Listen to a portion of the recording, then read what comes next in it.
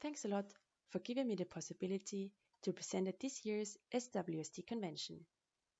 My name is Claudia Gusenbauer and I'm working at the Institute of Wood Technology and Renewable Materials at Boku in Austria. With my presentation, I would like to give you an insight into a microscopy technique called chemical force microscopy. Research shows that the material wood can be used in a wider range of applications and that we can add new characteristics to this material. Therefore, we can use the porous and anisotropic structure of wood for the design of functionalized wood materials. This can be done by different chemical modification techniques, which on the other hand need adapted characterization methods to confirm and support the functionalization protocols.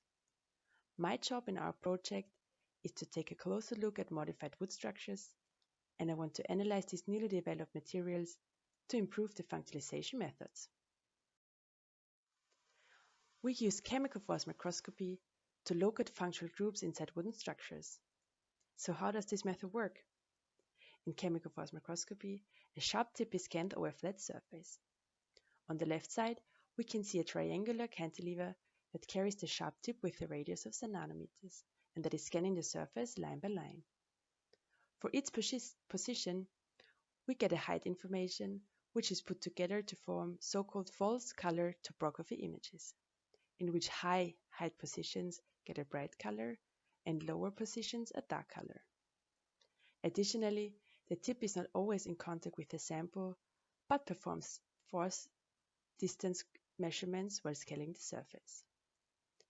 Here we can see a typical force distance curve of a tip which is touching the surface of the sample until a predefined peak force.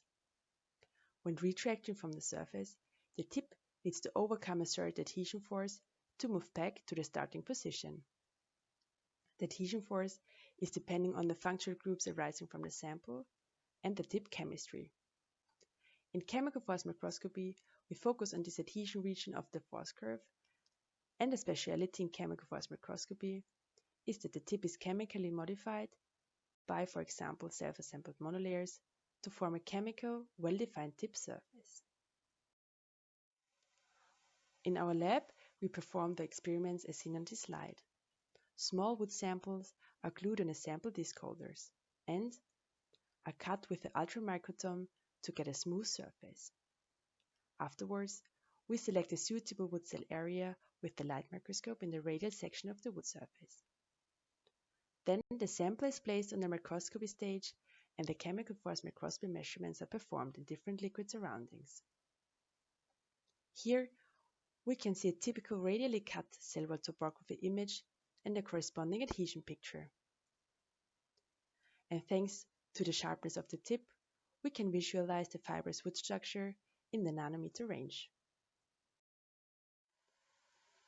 Since wood is a hygroscopic material, it binds water to its structure. In air, the adhesion force is highly influenced by capillary forces between a tip and a thin water layer on the wood surface.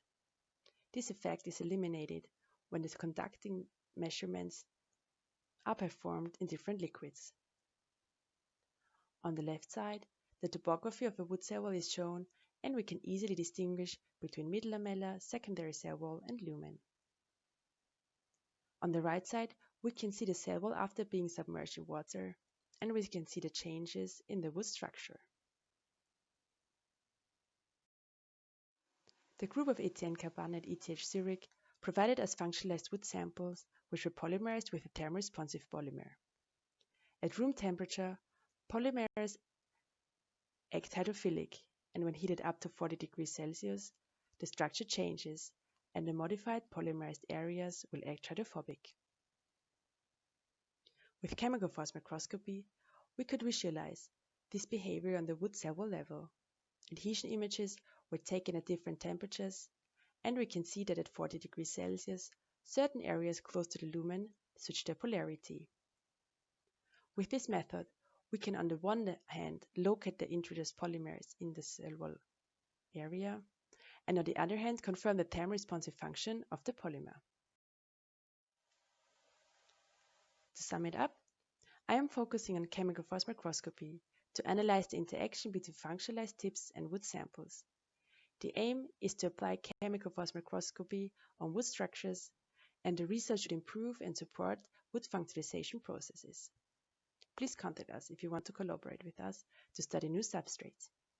With this, I want to thank you for your attention and my PhD supervision team.